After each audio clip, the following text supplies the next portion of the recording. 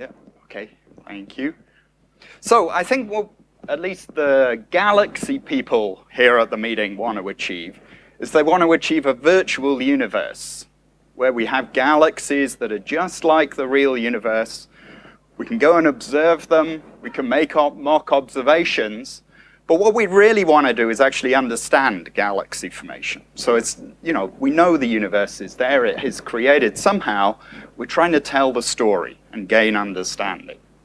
But maybe there's a different community of people that are interested in this virtual universe because they want to do cosmology. They want to see if they can extract fundamental cosmological parameters.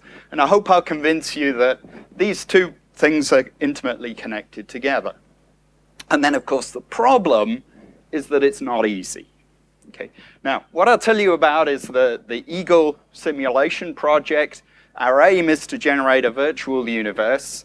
It's a project, the PI is Joop Shea. Michel Furlong and Matthew Schaller have posters here that I hope you'll take a look at that tell you much more about the results we have from that. Tom Tuns is also here, and I guess he's going to talk about other stuff, but we'll see. Okay, so why is galaxy formation quite so complicated? It's so complicated because this is the observed mass function of galaxies. Galaxy abundance is a function of mass. This is, if I assume that all the baryons in dark matter halos collapsed, I'd get a red line like this. The red line looks nothing like the observational data. Now, in principle, we understand what happens, that at this end, galaxy formation in very low mass halos is very inefficient. So the halos of this abundance only produce galaxies of this mass. Very small fraction of their total baryon reservoir actually gets converted into stars. What happens at the bright end here is that we have feedback from black holes. Okay. That creates, it pumps energy into the universe and slows down the cooling we would expect in the most massive halos. So it's actually only around here, around the mass of the Milky Way, that galaxy formation gets quite efficient. So if we want to understand galaxy formation, we have to understand these feedback processes, how the formation of stars acts back on the baryons that are trying to cool down, how they're blown out, how some of the baryons fall into a black hole, how the explosion of that black hole prevents the cooling of material in these large halos. Now, my background is in semi-analytic models, okay, where we essentially represent a galaxy as one point and then invent recipes that describe how gas flows in, how it's consumed into stars. That's not what I'm talking about today. Okay? So, large-scale structures we can attempt to do with these semi-analytic models, but how do we know any of those recipes are correct? So the idea is we do hydro simulations. We can cover a range that with a little bit more computing power might get down to hundreds of parsecs. We need to go up to volumes that are at least hundreds of megaparsecs in order to have representative samples of galaxies. We can do a hydro simulation here. Below these scales, we're going to have to include what we've called subgrid physics. But what I want to try and convince you of is we can make those schemes extremely simple. And that already gives us a realistic galaxy population. We can, in principle, in future, actually use smaller scale simulations to feed, to define how we implement those on subgrid scales. Okay. So this is what we get out of this kind of calculation. We get volumes of the universe that look like this. This is why you have to go to big volumes. This is 50 megaparsecs. This is a galaxy cluster like the Virgo cluster, 10 to the 14 solar masses.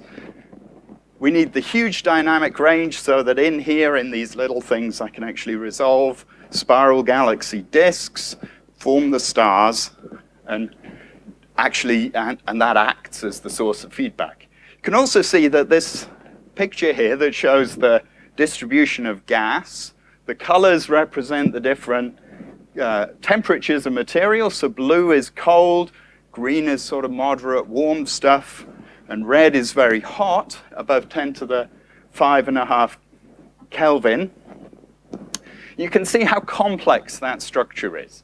So if you compare it to the underlying dark matter structure, these filaments are a lot fluffier. Okay? And that's all due to the effect of feedback from galaxies. So they've puffed up the distributions of baryons in the universe. And you can actually go in this picture and you can see little things like this that are the little explosions when you have star formation in very small galaxies. The binding energy is so low. Right, okay. So what we're trying to do then is we're trying to create this virtual universe, but we really want to match the observed galaxy mass function. So this is what I mean by talking about history matching. We don't want to just run some ab initio calculation. We have observational data. The basis we're going to use is we want to match the observed mass function of galaxies. But at the same time, we want to introduce a minimum of subgrid physics. So we want to add as little as possible to the simulation at the lowest scales. Okay? And we want to avoid unphysical solutions. So we want to do hydrodynamics purely following the hydrodynamics of gas. Okay? And I want to stress as well, maybe we don't fit everything like this, but that's how we learn. We learn about what else we must understand better in terms of these subgrid physics descriptions. Okay, so I haven't got time to give you a detailed description of the way we do the calculations for the subgrid physics, but essentially let me focus on two things to begin with. The star formation and the way we treat the interstellar medium, and then the way we do feedback. Okay? Now, star formation, we don't really understand star formation. Make progress with simulations. Very interested to hear more about this. But we do know experimentally this Kennicutt-Schmidt relation between the density of gas and the rate at which it forms stars. So the code implicitly requires the star formation rate to follow that Kennicutt-Schmidt relation. And it does that by implementing it as a pressure law. So once you know the pressure of the ISM, you know the star formation rate.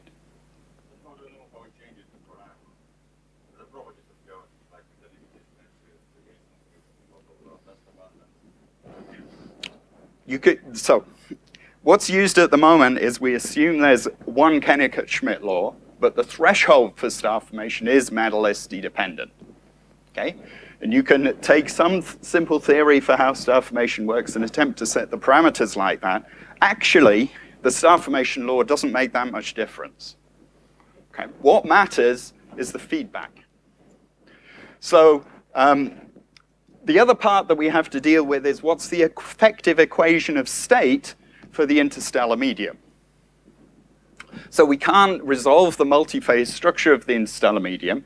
Instead, we have to represent it as some effective fluid. So I compress it, it forms stars, it bounces back by producing pressure. We're not resolving that, but we are adding it to the code as this effective equation of state. And we currently just assume a 4/3 relationship between the density and the pressure. Okay, to do feedback, typically this is problematic, and people will tell you we did feedback in our calculation and it was a major problem, we still formed too many stars. What's wrong in a lot of those results is if you only heat the gas by a little bit, all the energy will be radiated. Okay? In order for the gas to remain hot when you heat it, you need to heat it into the minimum of the cooling function to get above 10⁻⁷ Kelvin. Gas that's that hot cools very ineffectively. And it cools ineffectively enough that it reduces its density very fast and doesn't lose a lot of energy through radiation. So instead of just heating particles continuously, we have to store up the energy until we have enough feedback to ensure that we reach this minimum heating temperature.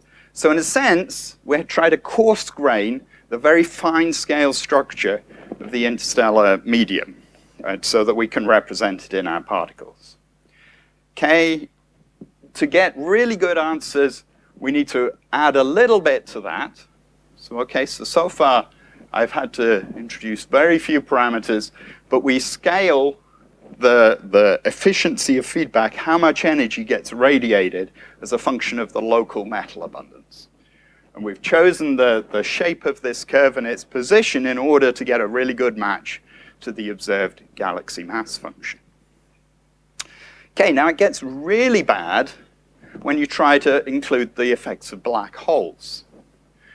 And so you can use the Bondi formula to estimate the rate of accretion onto a black hole.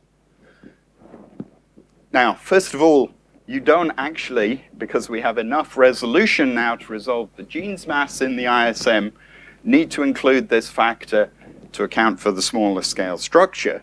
But what you do have to take into account is the angular momentum of the material around the black hole. So it turns out it makes a lot of difference. If you use a pure Bondi accretion rate, you assume that matter flows through the Bondi radius, it's captured by the black hole, it falls in on the free fall time scale. That's not what happens. The material has some residual angular momentum. It gets hung up in a disk. And the accretion time through that disk may be very long. And so it's important to take that into account as well. Okay, so how long have I got? Not long enough. Okay, so you use this minimal subgrid physics description. You end up producing beautiful universes. You'll see in this that eventually the cold gas at the center of this system gets blown away by a feedback event from a black hole that creates this outflowing big bubble of hot gas. If you go and look at this in more detail, you see that that's actually what's seen. If you go and look at X-ray observations of groups and galaxy clusters. All right, now, just to stress some results, from the calculation, so I can get on to what happens before the eagle calculation. Come on. Okay, so this is the mass function that we derive. Okay, this is the Lee and White mass function, and black points here. The black points you can't see because they're under the blue line are the Baldry mass function from 2012. Okay, so, if you want to be critical, maybe there's too few galaxies there, but this is incredibly good description. You can look at other properties of galaxies in the universe. You can look at the star formation rate density. That provides a good description compared to recent observations. You can look at the specific star formation rates of galaxies as a function of their mass. That also describes observations reasonably well. Now, to see more of these results, you can go and see the work by Michel and Mathieu, and those will show you things. If you're thinking that galaxies, that's not interesting, that's just astrophysics, gastrophysics, right? This is what happens to the mass function. So there's a 10% shift in the masses of our halos due to the baryons that are blown away by the feedback from stars and AGN. So given that we were talking about trying to achieve 1% accuracy in predictions of the mass function, you'd better redo all those simulations with baryons in. Okay, understanding, haven't got time to understand things, but look at Michel's poster and you can see more about the different processes that go on in this, and we can go back and analyze the simulations to really understand what's going on. Right, so that's current status. I think with that very simple way we deal with subgrid physics, we already achieve a realistic looking universe. But we can do better, okay? And so what I wanted to talk about at this meeting is where do we want to go beyond these eagle calculations? Well, one way we want to go is to larger volumes. Okay, so 100 megaparsecs, which is what we have the current time to do, is not really big enough to generate mock surveys for the next generation of instruments. Okay, so if we want to do bigger volumes, that's not really a particular problem. Somebody has to give us the computing time, okay, but we just have a bigger volume. We need to run it on more cores. The workload of the cores is reasonably constant.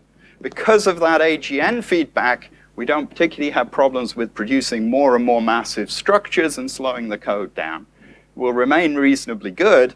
The problem we hit is we have to be very careful of how we use memory. Whether there's enough memory for us to hold the communication buffers at the same time as holding all the properties we carry for each particle. Now, the other thing you'll have noticed is we only currently go down to 500 parsec resolution.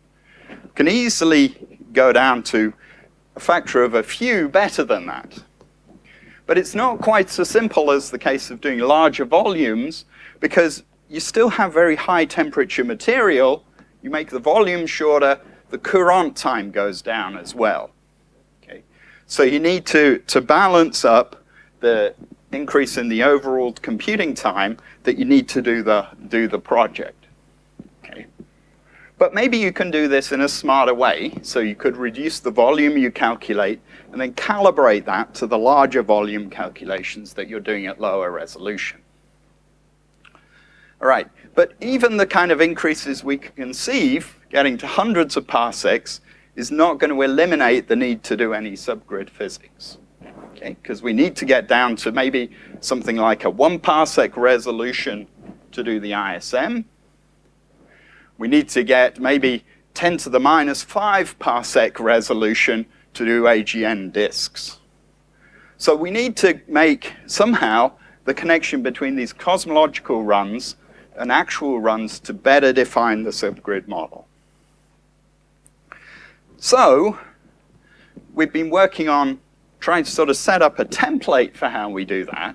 And in particular, what we were looking at is, why do galaxies create winds? Can we somehow try to work out how much energy is lost when supernova goes off, how much is radiated, how much goes into driving a wind from the galaxy? So it's actually the one key unknown thing that we have to put in the calculation at the moment. We'd also like to know, how do they transport the metals? At the moment, we assume that the winds coming off the disk have average metallicity of the surrounding of the star. Maybe that's not true. Okay. Now, so we can attempt to do this by taking simulations of much, much higher resolution, below sub-parsec resolution, but restricting these calculations to relatively small regions. So a few hundreds of parsecs, looking at columns of 1,000 parsecs. And we can understand then how much energy gets radiated in that supernova phase relative to what is input by the supernovae themselves. Now, the calculations we did here were deliberately simplified models for the ISM, but I don't see that there's nothing to stop this kind of calculation being done in much more detail.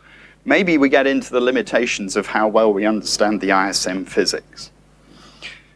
All right, but the point is that you don't do one simulation. One simulation is not particularly helpful. What you have to do is a whole grid. Come on. Okay, so you have a whole grid of calculations like this. You can then measure key parameters, such as the fraction of energy that's radiated, and use that to drive the subgrid models. And so this is work that was done by Peter Creasy, calculating the fraction of energy that's radiated. So I think this is a promising way to go, but we need to think much more about, how do we establish this interface between the top-level simulation and the lowest scale simulations that happen before that? Okay, so what parameters are required? Okay, how much of the history do I need to know for an individual macroscopic cell? What do I actually need to calculate and put into in the smaller scale volume and feed back into the higher resolution calculation? Okay, but the point is that I don't need to do this at every point in space. I can just build up a library of calculations that should work well enough to do this. And of course, the problem becomes, how do I interpolate between this library of simulations? How do I figure out, when I have some enough information, how do I figure out when I need to do more small-scale simulations? We have a solution to that using the Bayesian emulator approach.